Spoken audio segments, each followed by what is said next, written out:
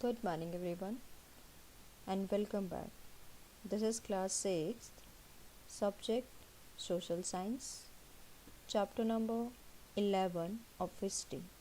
As one of the lecture we have already completed from this chapter with different kingdoms, like we have covered the Gupta dynasty, we have done the king of Thanesar Harshvardhana, and in southern part of India we have done Pallavas and Chalukyas. And this chapter is our new empires and kingdoms. So it's going to be our lecture number 2. Now let's see the topics that we are going to cover in today's lecture. They are administration arrangement of that particular time, how the administration was arranged, or what are the different posts those were given to different people to manage all the things.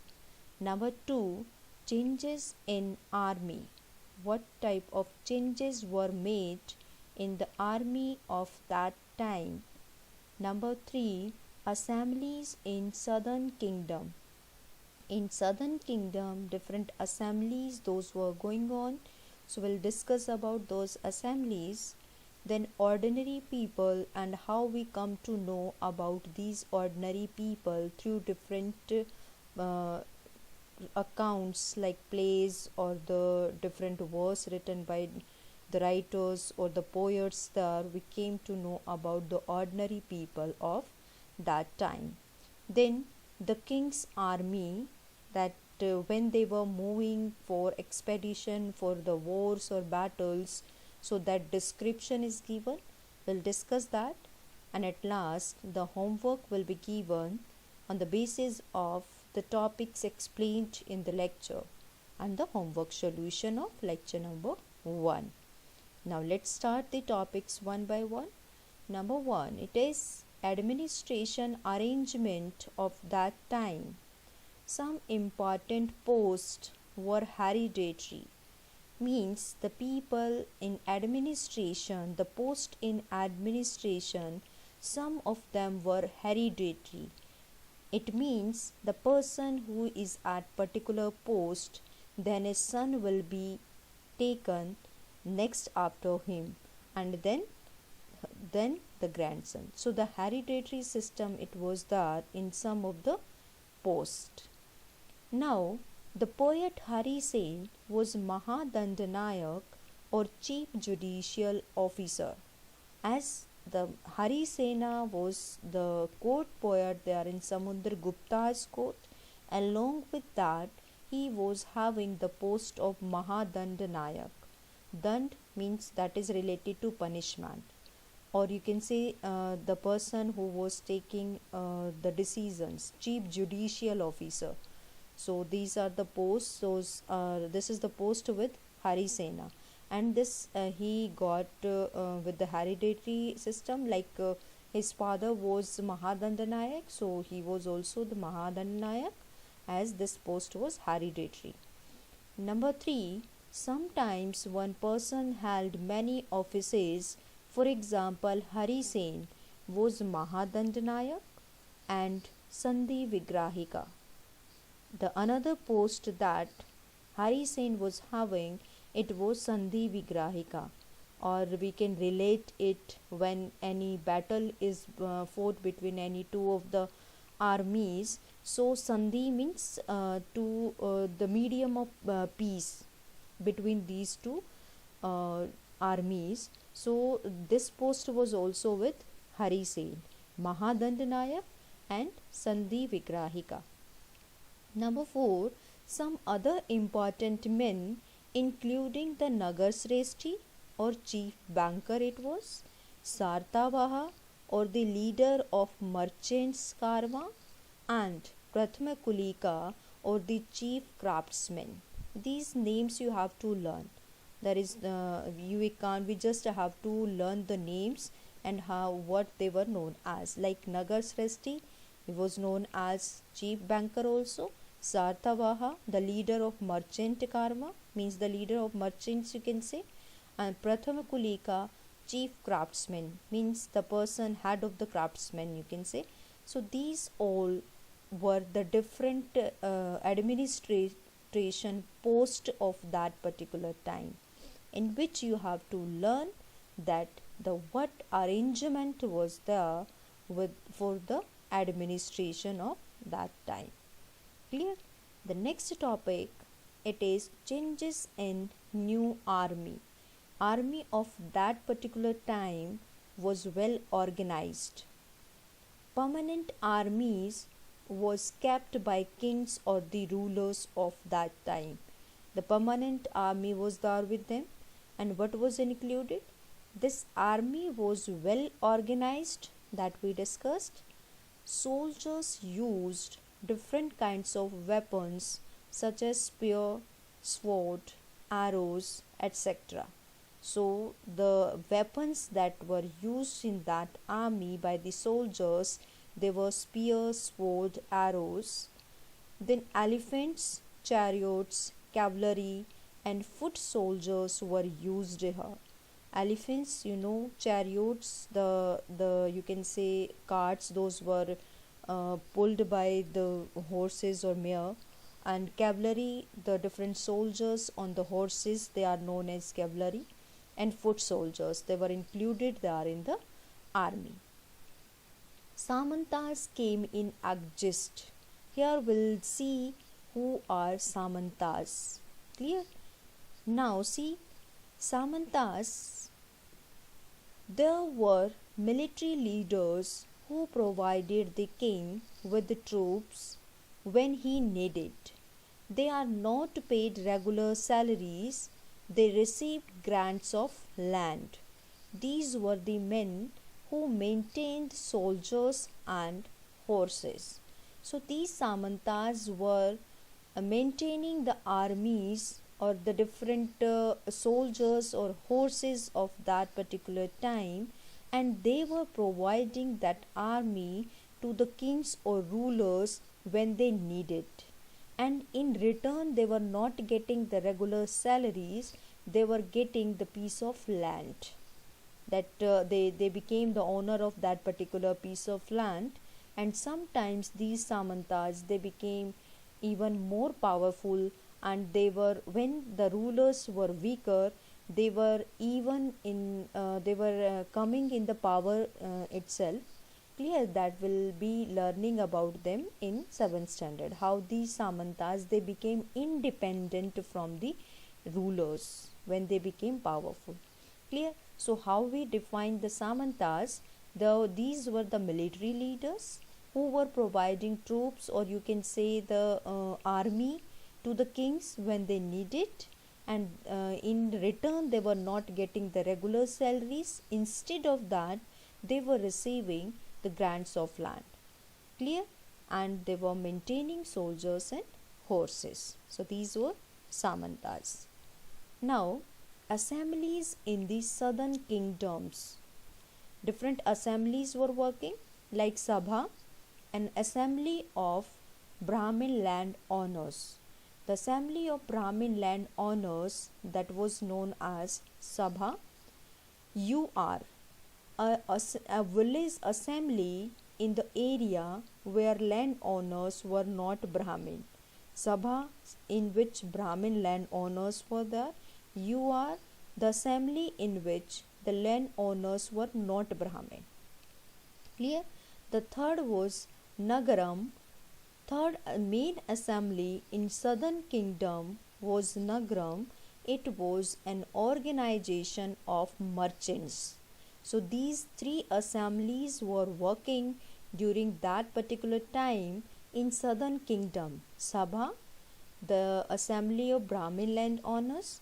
UR, village assembly in which the landowners were not Brahmin. Nagaram, the organization of merchants. These were the assemblies working. Now, ordinary people. How we come to know about the ordinary people of that time? Through different writing accounts, the plays written that time. As if we talk about Zhuangzheng, who came here, so he wrote about ordinary people. We can take example of Kalidasa, who was the court poet there in Chandragupta II's court. He wrote the most famous play, Abhigyan Sakuntalam. There he described about clear. So we can get information from plays and other written accounts about ordinary people. According to these written accounts, the kings and most Brahmin spoke Sanskrit language, and ordinary people, whether men and women, used to speak Prakrit language. So, according to the clues there in the plays or different other accounts, we came to know that most of the rulers and Brahmin, they were speaking the Sanskrit language, and the ordinary people were speaking in Prakrit language. This is one thing about ordinary people. Next, Chinese pilgrim Fahian wrote in his account that untouchables or lower caste people lived in outskirts of the city, means the central areas of the city that were reserved for the high caste people. The lower caste people, they were living in the outer parts of the cities. Even they were not allowed to enter in their part. If suppose one of the incident, even it is explained here, when they were coming there in the markets, they were having the sticks with them, so that the other people, they could recognize that that person belonged to the lower caste, and they would not go near that person. So this is all about the ordinary people that is described in different writing accounts. Next is the king's army.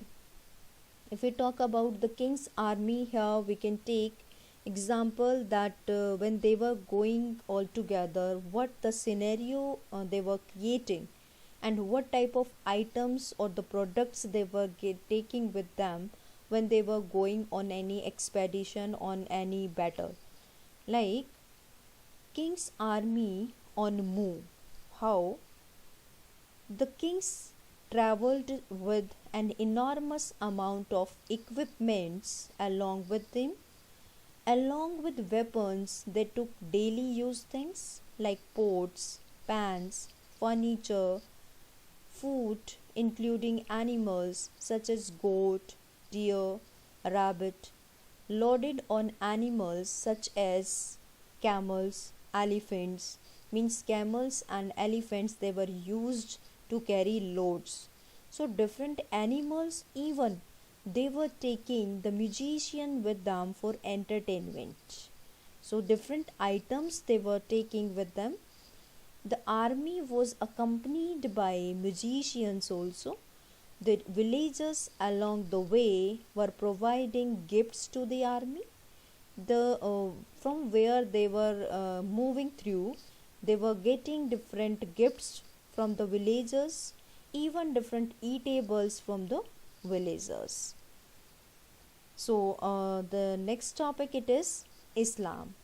Here in the elsewhere in this chapter we are talking about Islam. As in previous we have already talked about Christianity. So Islam, that is also one of the religion. So I'll talk about her. Around 1400 years ago, Prophet Muhammad introduced a new religion named Islam. Prophet Muhammad is just, you can say, the God of Muslims. So here Prophet Muhammad introduced a new religion. Its name was Islam. Like Christianity, Islam was a religion that laid stress on the equality and unity of all before Allah, as we call our supreme God. These Muslims, they call Allah. So they laid stress in Islam. It is given stress on equality and unity of all people before the God, before the Allah. Within hundreds years, Islam spread to North Africa, Spain, Iran, and India. So these are the main countries that we talk about. Clear? Now the different Islamic countries are here in the world. Clear? So this is about the elsewhere given in the chapter. Along with this chapter, the chapter we have covered, the topics that we have covered in today's lecture are administration of that time, then the assemblies of southern kingdoms we have done, then ordinary people we talked about, then we have done the army on move, that through written accounts we got the information about that how the kings they were carrying the different items with them when they were on move. And at last we have taken Islam. Now it's time for Quran is the sacred book of Islam, that is left. As we have already covered that Bhagavad Gita, the sacred book of Hindus, Bible we have done for Christians, then Quran it is for Islam. Now homework. Question number 1. What changes do you find in army of this time? So there are the changes you will write. Number 2. What were the new administrative arrangements during this time? So all the administrative arrangement, the posts were hereditary. Harisena was having the different posts. Then different other people were doing the work as administrative officers. So all those you will explain here. Number 3. Write a short note on assemblies of southern kingdom. So all the assemblies, 3 assemblies we have covered. So we'll write about all these 3. Number 4. Define Samantas, the military leaders. So you will define here. This is all about the homework that you will do in your fair register. Now it's time for homework solution of lecture number 1. Now question number 1 was, who was Samudragupta? Describe the achievements during war days. So Samudragupta was a brave ruler of Gupta dynasty. His achievements during war days were: number 1, he was the brave ruler of Gupta dynasty. Number 2, 9 rulers of Aryavarta were uprooted by him. Number 3, 12 rulers of Dakshinpatha surrendered to him after being defeated. Number 4, the rulers of Assam, Bengal, Nepal, etc. paid tributes and followed his orders. So these were the achievements there you can write.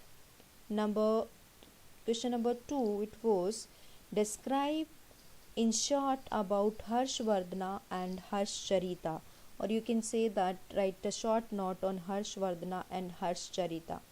Harshvardhana and Harshcharita. Number 1, Harshvardhana ruled about 1400 years ago.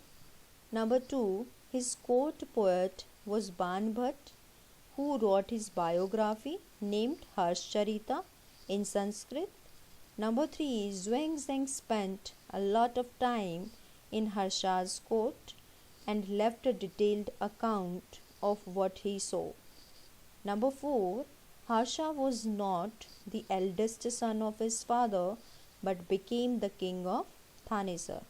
And number 5, he ruled over Kannauj and conquered Magda also. He was ruler of Thanesar, then he ruled over Kannauj also, and he conquered Magda itself. Question number 3, it was, Pulkesin II was the best known ruler or best known Chalukya ruler. Explain in brief. Answer, Pulkesin II.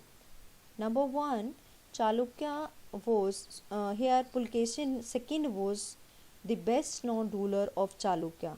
On first Chalukya word here Pulkesin II will come. Number 2, Ravi Kirti was the poet in his court. Number 3, he led expedition along both the coast. Military campaign he did, the east and the west. Number 4, He defeated Harshvardhana. He also attacked on Pallava's king who took shelter behind the walls of Kanchipuram. Question 4, it was define the term Prasasti. Answer, it is a Sanskrit word. Its meaning is in praise of. This is a special kind of long inscription basically. Those were written by the court poets. So that's it for today. I hope that you got the chapter. We will be meeting in the next lecture with the summary lecture of this chapter. Thank you and have a nice day.